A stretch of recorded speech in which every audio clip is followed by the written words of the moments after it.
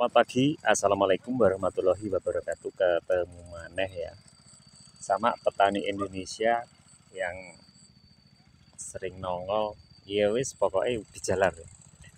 Nah, oke, untuk teman-teman para pecinta ubi yang hari ini Bang Heri sedang kembali berada di lahan ya. Tetap agendanya kayak biasanya ya, di masa-masa perawatan. Nah, hari ini yang akan saya spill tentang perawatan, ini salah satunya adalah gading dong, ada pelangi madu, sama red kasdo ya. Dan juga ada beberapa varietas unggulan terbaru saya yang kita sudah mempunyai beberapa batang yang akan saya launching nanti di tahun 2025 ya. Nah, bagaimana yuk keseruannya bareng Bang Heri mencari sesuatu yang perlu dicari ya. Contohnya hama ya. Nah, hama itu kategorinya kita punya dua. Salah satunya hama dari hewan berupa lalat, ada lalat buah, ada belalang, dan juga ada ulat ya. Nah, seperti ini contohnya. Ini adalah salah satu hama yang harus kita matikan ya. Nah, ini ulat bulu yang gatal banget ya ini. Nah, ini buat kawan-kawan yang sering alergi dengan ulat bulu, ini memang sangat gatal.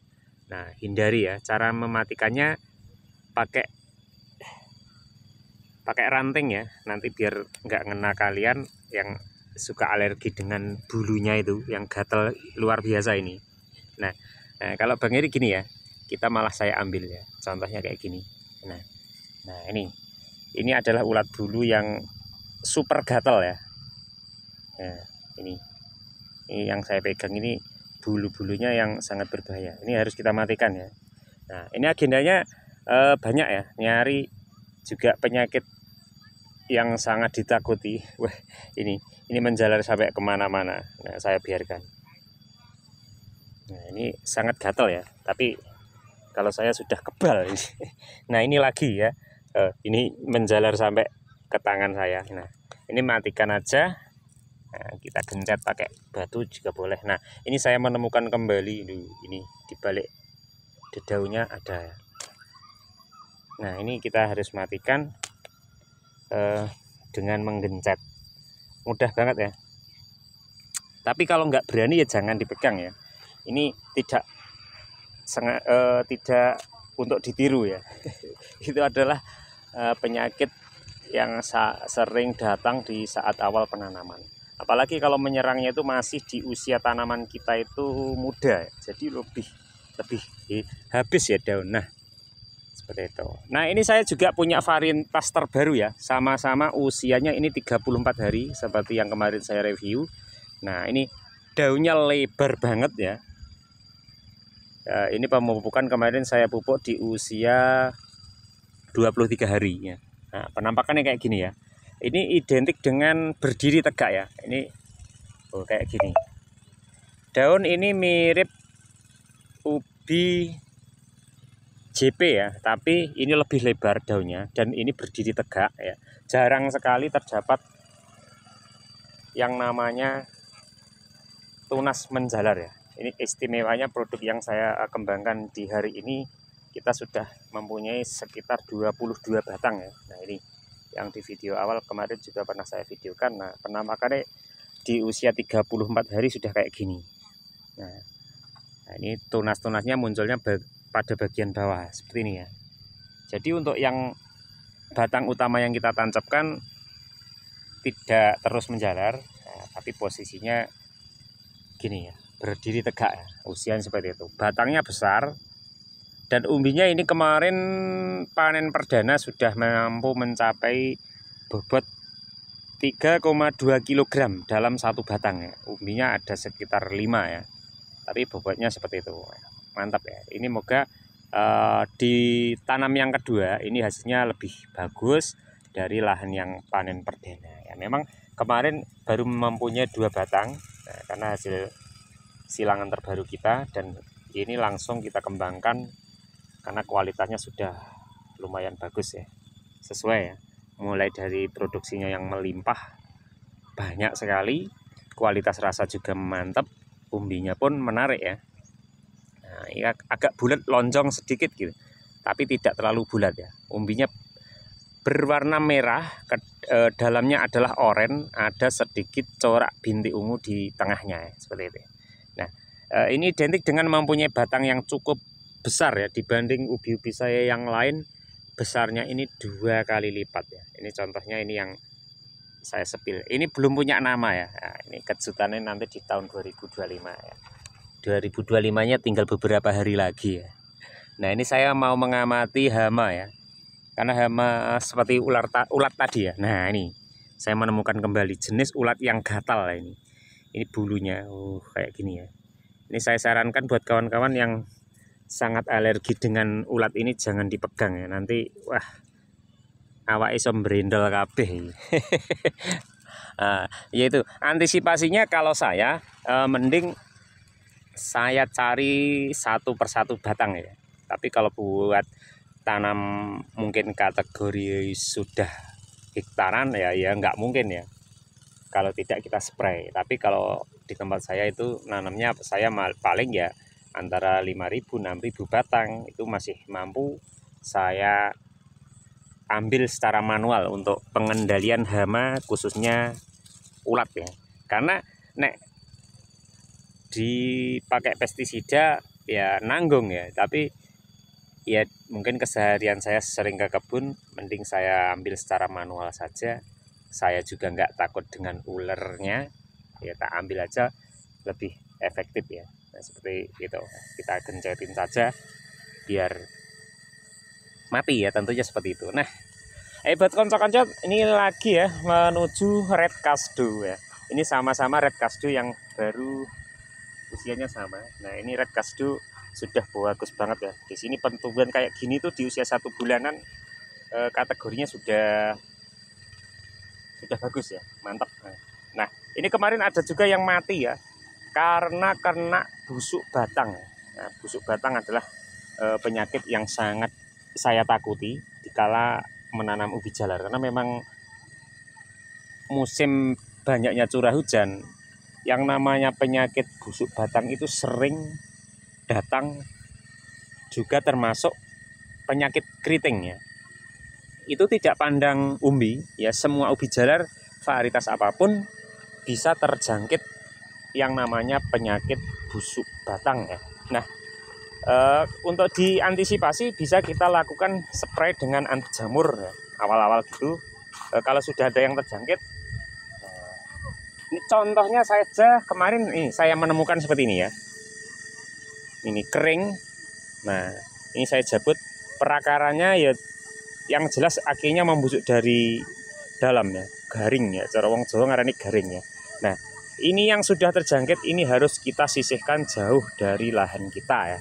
Usahakan mungkin minimal 5 meter dari lahan kita yang masih ada tanaman ubi jalar ya. Atau lebih baiknya Anda bisa membakar atau menimbun di tempat lain yang jauh dari lahan kita, agar tidak terkontaminasi tanaman kita yang kita harapkan itu hasilnya bagus. Ya seperti ya. Nah, ini oke, tadi sampai mana? Nah, ini bolehkah kita menyulam? Tetap boleh ya. Nah, ini ada juga yang saya pruning sampai habis ini karena terkena yang namanya penyakit keriting ya. Jadi penyakit keriting itu bisa menyerang semua varietas ubi jalar ya. Kalau ada yang varietas katanya nggak mempan dengan penyakit keriting, itu saya kurang yakin karena saya membuktikan itu sudah semua varietas ubi jalar saya pernah juga terserang yang namanya penyakit keriting ya. Nah, untuk mengantisipasi awal, kita pruning seperti ini ya. Kita sisakan bagian sedikit seperti ini ya. Nah, karena penyakit keriting itu selama ini akarnya tidak terpengaruh, tapi normal ya. Jadi untuk perakaran di bawah walaupun kena penyakit keriting itu tetap normal, bagus. Nah, akhirnya bagian yang terjangkit itu kita harus pruning secara menyeluruh ya. Usahakan seperti ini. Nah, ini langsung bisa kita lakukan penambahan pupuk ya untuk mengejar ketertinggalan dengan tanaman yang ada di sebelahnya yang sudah mempunyai kayak gini. Contohnya seperti itu. Nah, ini contohnya yang saya pupuk ini. Pupuk saya selalu memakai Ponska ya. Ini adalah pupuk susulan untuk menambah daya pertumbuhan ubi jalar saya yang terkena penyakit keriting itu tadi. Nah, bisa kita lakukan dengan spray, yaitu kita bisa memakai obat yang namanya pestisida. Ya boleh ya, boleh kita lakukan. Juga kita bisa memakai obat-obat, mungkin kawan-kawan mempunyai racikan tersendiri juga bisa ya. Nah, seperti itu. Nah, yang penting intinya kalau penyakit keriting itu kita solusi pertama pangkas saja sampai habis seperti ini, kemudian kita tambah nutrisi yaitu berupa pupuk susulan untuk doping biar cepat ya seperti teman-temannya ya. Tapi karena aman batangnya ya, jadi kalau kita langsung menambahkan pupuk otomatis nutrisi terserap bisa menyamai teman-temannya ya. Ngono. Kok kayak apa ya teman-temannya, teman ubi jalar. Nah, ini agendanya saya masih mencari hama ya. Kayaknya ini ada ulat monster yang cukup besar ini, dari kejauhan kelihatan. Nah, ini kalau saya biarkan 1 hari lagi, 1 batang ini akan habis ya. Ini karena mulai dari pupus sudah dimakan. Ini untung tunas-tunas kecilnya tidak dimakan.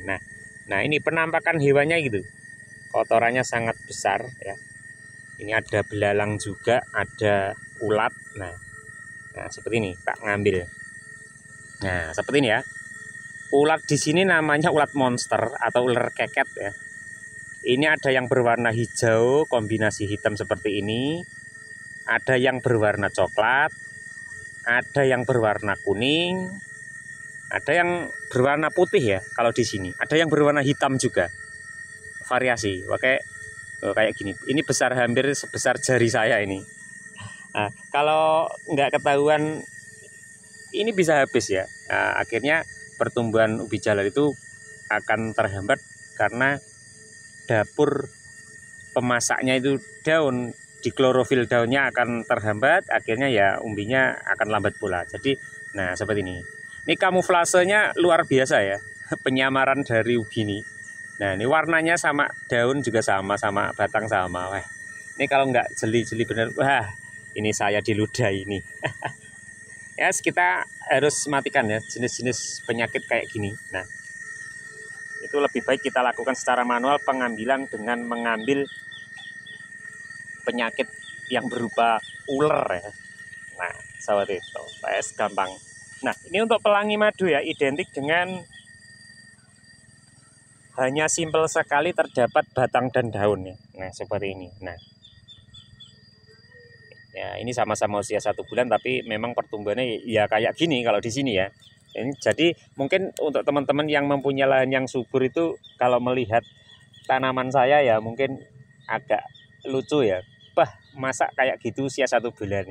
Ya memang di sini seperti ini. Tapi kalau umbinya ini ya mungkin sudah sebesar jari saya lebih ya. Nah, tapi tak rahasiakan, enggak bongkar ya, masih usianya muda ya. Kita nyimak aja tanaman kita seperti ini ya. Mantap ya. Ini adalah pelangi madu ya, andalan saya di tahun kemarin ini, sampai kita bisa mengirim hampir di seluruh Indonesia, kita kirimkan benih atau bibit pelangi madu ya. Memang benar-benar berkualitas, dan kemarin juga saya sempat dapat kiriman foto dari yang sudah menanam. Terima kasih informasinya, beliaunya sangat bersyukur banget dengan pembibitan dari saya, hasilnya luar biasa katanya gitu. Makasih banget ya, terima kasih gambar-gambar yang dikirimkan. Oke, selanjutnya lanjut kembali ya, menyulam ya. Kadang ada juga yang mati. Nah, kalau yang mati ini bisa langsung saya tanami. Ini salah satunya kena penyakit busuk batang ya. Kenapa Bang Heri kok berani nanam ya? Nah, ini bisa kita lakukan pada lahan yang bekas kena penyakit busuk buah atau busuk batang. Itu kita dengan menaburkan kapur ya. kapur bangunan itu, kalau di sini namanya gamping ya. Tapi yang sudah berupa serbuk itu bisa kita jadikan salah satu untuk antisipasi atau membasmi yang namanya kuman-kuman ataupun bakteri yang terdapat pada lahan kita yang pernah terjangkit penyakit busuk batang ya. Itu juga sangat bermanfaat. Selain untuk antisipasi hal yang sedemikian, pH tanah yang kita taburkan dengan kapur itu akan menjadi naik. Otomatis tanaman yang kita kembangkan entah apapun itu akan menjadi lebih subur. Nah, seperti itu. Mantap. Nah, ini untuk varietas Gemoy 1 ya. Gemoy 1 identik dengan tampilan yang cukup sederhana ya. Walaupun teman-temannya sudah mempunyai batang yang banyak, keunggulannya ya tetap ya. Hanya seperti ini ya. Di usia 1 bulan belum ada yang namanya pertumbuhan batang tambahan itu yang signifikan. Ya mungkin baru kayak gini ya, masih mulai tumbuh tunas. Tapi memang fokus banget jenis Gemoy 01 itu pada umbinya ya. Jadi tanaman ini memang spesial sekali, pertumbuhan umbinya itu lebih cepat dibanding pertumbuhan batang dan daun ya. Beda dengan jenis-jenis yang lain yang ada yang lebih unggul atau lebih cepat pertumbuhan batang daun, ada yang bersama-sama antara batang daun dan umbi besarnya cepat sama. Nah, tapi keistimewaan dari Gemoy 1 itu saya jelaskan ya, tidak terlalu cepat yang namanya pertumbuhan batang dan daun, tapi umbinya lebih cepat. Nah, jadi Anda bisa memilih ya, bagaimana atau menyikapi jenis-jenis apa itu yang walaupun kelihatannya batang daunnya itu sangat sepele, tapi umbinya kok bisa luar biasa. Nah itu, kadang ya ada yang sukanya itu tidak terlalu rimbun, ada yang rimbun, ada yang sedang-sedang saja. Monggo, bebas memilih. Nah, agendanya tetap cari ular ya. Nah ini saya dapatkan kembali. Nah, ini jenis yang berwarna coklat kehitaman. Ini masih anakan, tapi ya matikan ya, karena ini adalah hama yang sangat mengganggu. Nah, ini saya menemukan kembali. Ini jenis yang gatal, lebih gatal dari yang awal tadi ya. Nah, ini mempunyai warna kayak gini. Ini super gatal. Nah, memang banyak banget ya. Gangguan dan rintangan tanaman ubi itu kalau di masa-masa pertumbuhan.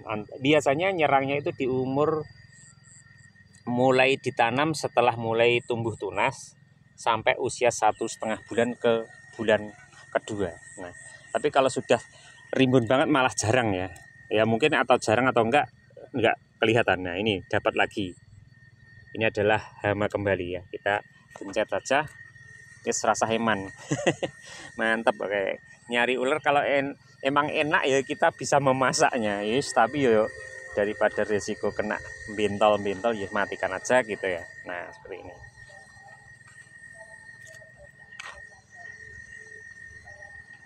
Nah, ini adalah Gemoy 1 ya. Nah, Gemoy 1 kalau sudah mulai merebah ini akan baru muncul tunas dari pangkal tanaman itu. Jadi di usia 1 bulan ini kemarin saya nanamnya bibit 20 cm, sekarang sudah menjadi sekitar 40 cm. Nah, ini baru setelah merebah akan muncul tunas-tunas baru dari bagian bawah ya. Tapi umbinya ini super cepat ya. Kalau di tempat saya jenis Gemoy 1 saat musim kemarau dipanen di usia 2 bulan 10 hari sudah sebesar lengan ya. Benar sekali ya.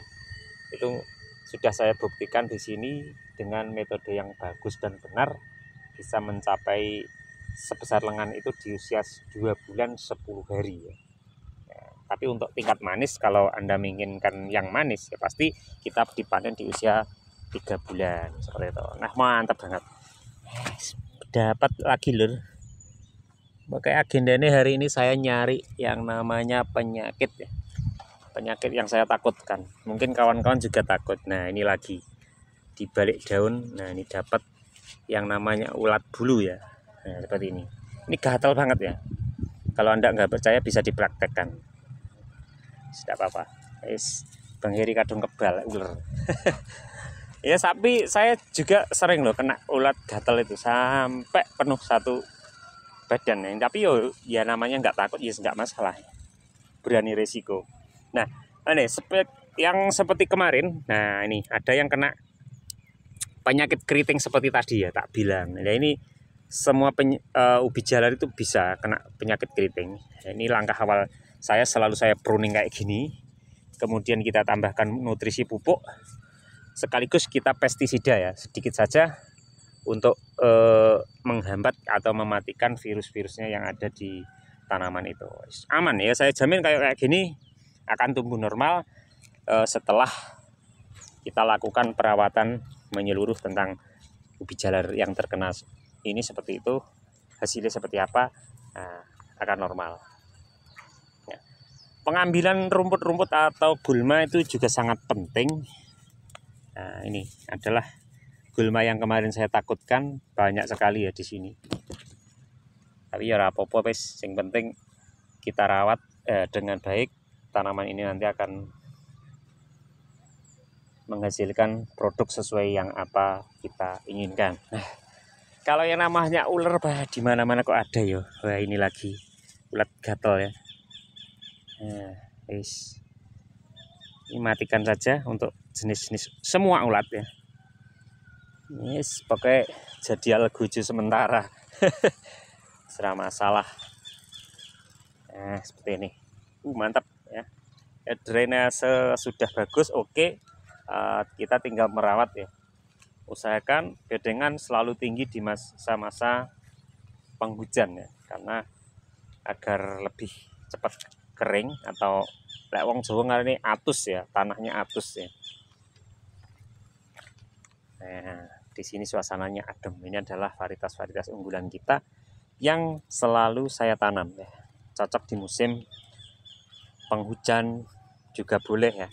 Nah, spesifikasi khusus kemarin pernah saya bilang yang cocok ditanam di musim penghujan ya. Salah satunya adalah gemoy 1, ada pelangi, ada juga red, ada gemoy 122, gading dong juga boleh ya. Ini adalah varietas-varietas unggulan yang sangat mudah perawatannya di saat kita menanam pada musim banyaknya curah hujan. Seperti itu, mantap pokoknya. Oke, daunnya kayak gini, ini yang gemoy 1 ya. Ini mempunyai warna dalamnya oranye, warna luarnya itu kuning, agak mirip ubi cilembu madu.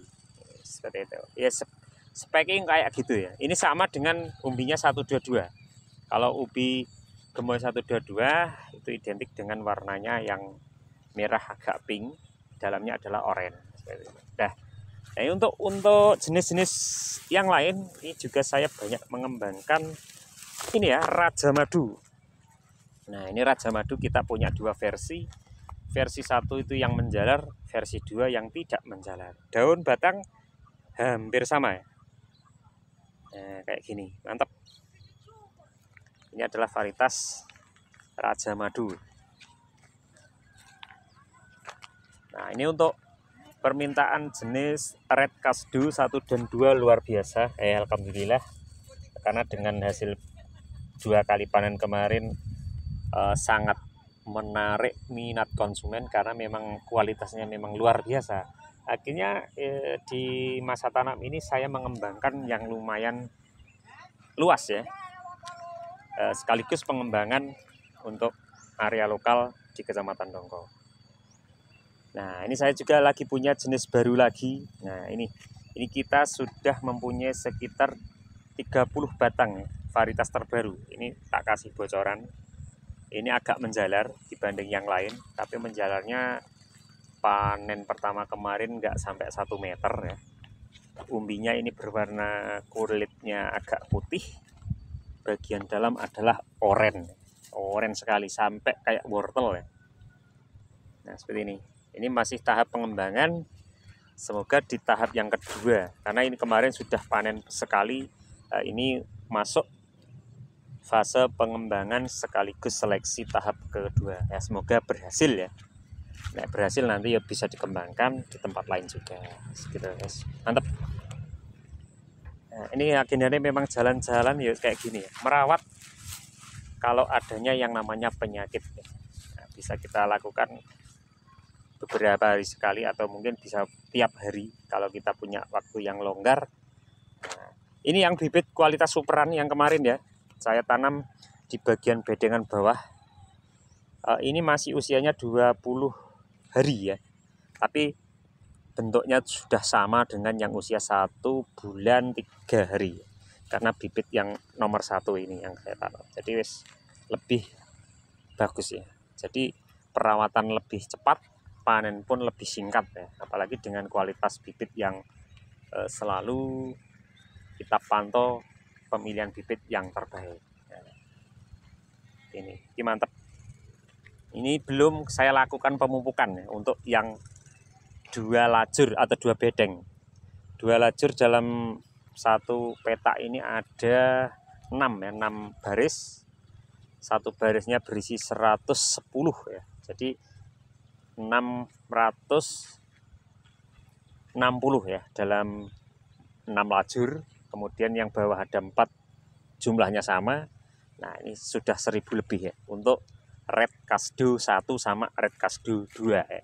Ini yang kemarin yang paling banyak saya tanam Red Kasdo 1 ya. Untuk Red Kasdo 2-nya karena masih agak sedikit, jadinya ya saya kembangkan pun tidak sebanyak yang Red Kasdo 1 ya. Nah, tapi tetap kita maksimalkan bibitnya 1 sampai 2 itu agar bisa panen dengan maksimal ya. Kayak gini mantap banget ya.